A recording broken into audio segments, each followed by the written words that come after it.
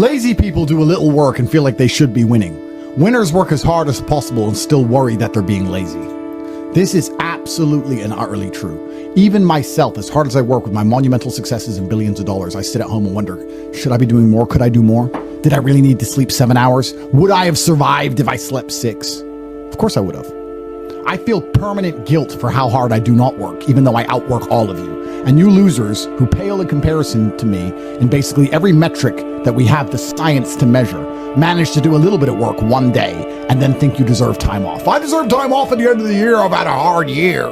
Thinking about it, Andrew, I'm just analyzing our year. Have we had a single day off this year? 1,000 push-ups a day, push-ups, squats. Have we taken a single day off? Name one day where you haven't done any work in any realm this year. 0. I haven't had a single day off this entire year. Not one. There hasn't been a single day where I have worked 0 on the business, worked 0 on my body and my physicality, my strength, worked 0 on my fucking mind, worked 0 on anything. Just chill. Let's chill. Let's have a chill day. We've had 0 chill days this year. 0. How do you deal with procrastination?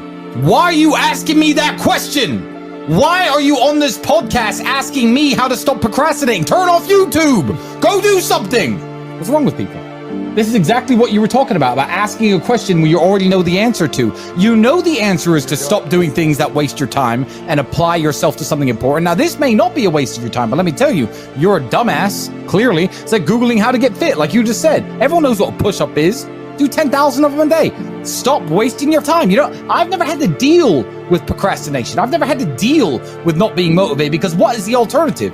Literally, be a loser forever? I am sick of reading shit on the internet saying, yeah, you know, some people are special and they take longer to bloom and your time will come. Let me tell you something, 99.9% of people who are born broke, live broke, stay broke, die broke.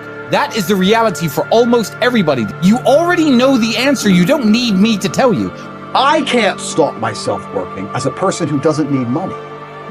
And then there's people with no money who don't work.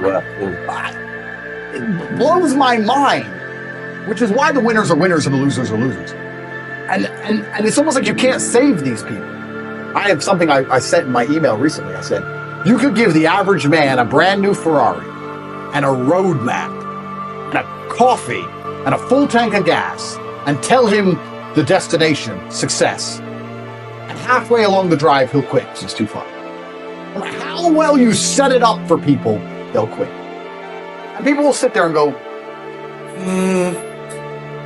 and then put on Netflix. What more? I've given you a Ferrari, a full tank of gas, I've given you the latte, I've given you a road map, I've given you a hot girl to sit next to you and play songs and do selfies. I've given you everything. Just drive the car. No, yeah, it's far. I don't have motivation. Doop-de-doo. You're a loser. You are a loser. If you do not win, you lose. What do you call someone who loses? A loser. That is an underused word. Loser. My brother and I use it all the time. This person thinks this. He's a loser. What do you mean he's a loser? Look at him. He's a loser. He lost. Name a competition. I beat him at anything. Uno, marbles, a fight to the death. You name it. I'll decimate this loser. First things first, the biggest mistake most of you are making. You should be hungry all of the time. You are an animal. Do not forget that you exist in 2 realms simultaneously as an individual. You exist with your evolutionary biological makeup as an animal and also the societal version which has been constructed. They're different things. But as an animal, your body is designed to perform at best while you are hungry because you're supposed to be hunting for food. If you're full of food, you're going to be lazy and lethargic. You should always be a little bit hungry. Even after I directly finish a meal, I'm a little bit hungry because I don't eat enough that week before. So the first thing is always stay a little bit hungry. Second thing is coffee. Caffeine is a miracle drug. I am heavily caffeinated at all times, 15 to 20 coffees a day. I've also done a lot of research into coffee, a lot of research and understanding. I've also tried to quit coffee to see if there's actually any genuine benefit or improvement to my life. There is nothing wrong with coffee. It can never hurt you. Coffee, a bunch of it. Less food, more coffee. I do not take protein powders. I do not take creatine. I do not take steroids. I do not take TRT. Nothing. Lots of coffee, lots of meat. When I do eat, I eat once a day. If you stay a little bit hungry, eat a meat-heavy diet, lots of coffee, you will begin to work faster. I absolutely guarantee it. Do those things.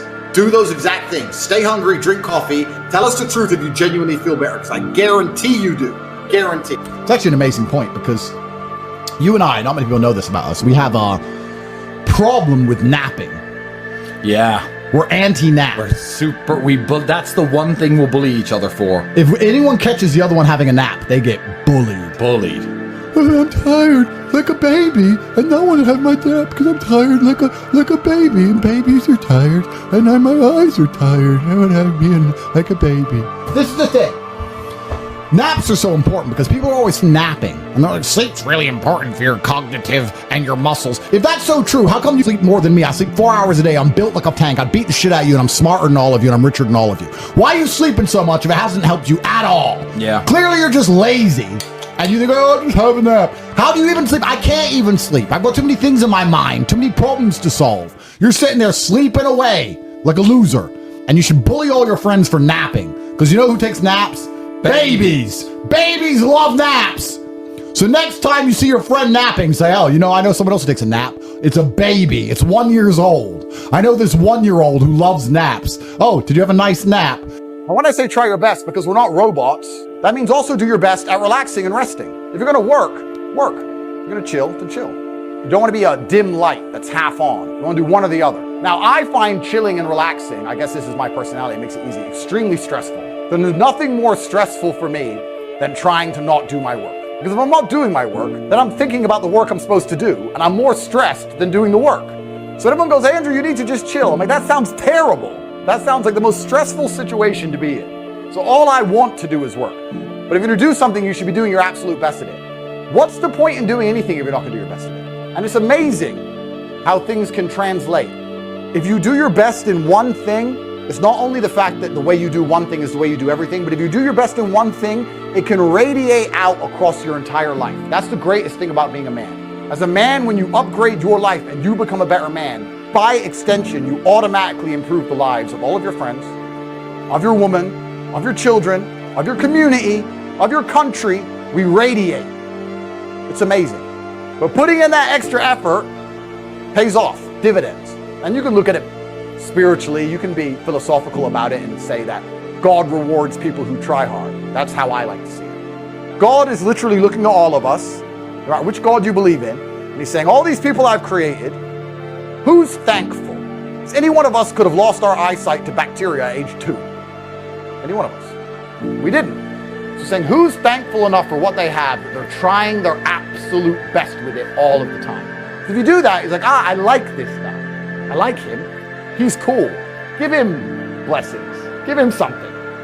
It's amazing what comes your way. If someone were to say to me, Andrew, if you make an extra $1, or if you throw an extra punch, endless blessings will come your way, it would be disingenuous for me to sit and say I couldn't do it. So I want you to actually think about what you've done your complete best at.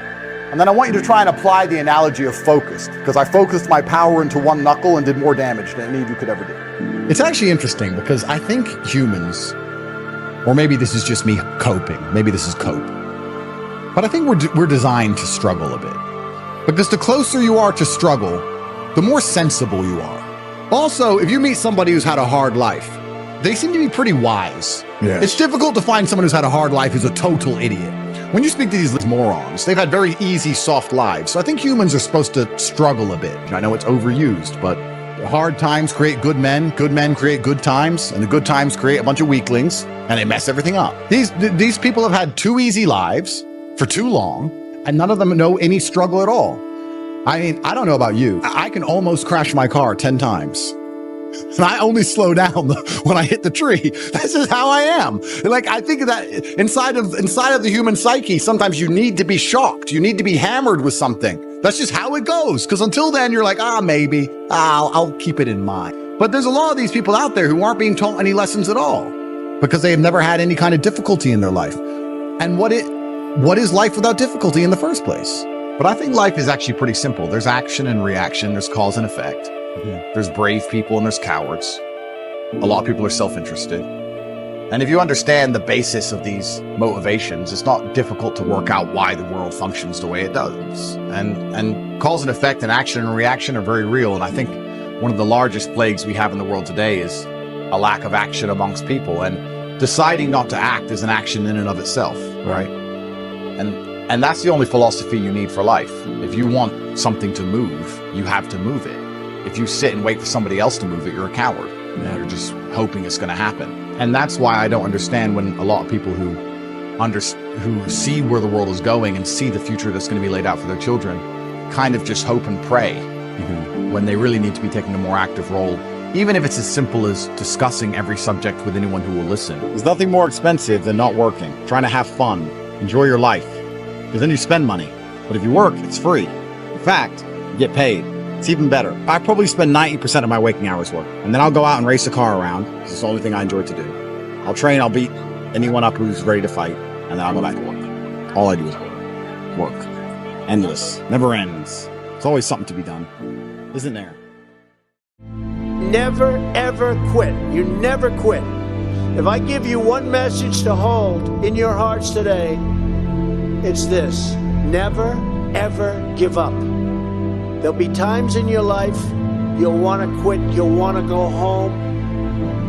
You'll want to go home perhaps to that wonderful mother that's sitting back there watching you and say, Mom, I can't do it. I can't do it. Just never quit. Go back home and tell Mom, Dad, I can do it. I can do it. I will do it. You're going to be successful.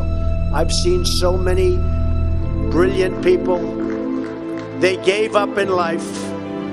They were totally brilliant. They were top of their class. They were the best students. They were the best of everything. They gave up. I've seen others who really didn't have that talent or that ability, and they're among the most successful people today in the world because they never quit and they never gave up. So just remember that. Never stop fighting for what you believe in and for the people who care about you. Carry yourself with dignity and pride. Demand the best from yourself and be totally unafraid to challenge entrenched interests and failed power structures. Does that sound familiar, by the way?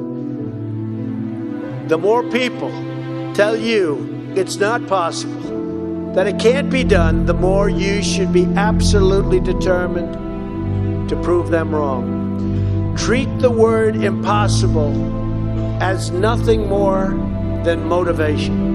Relish the opportunity to be an outsider. Embrace that label. Being an outsider is fine. Embrace the label. Because it's the outsiders who change the world and who make a real and lasting difference. The more that a broken system tells you that you're wrong, the more certain you should be that you must keep pushing ahead.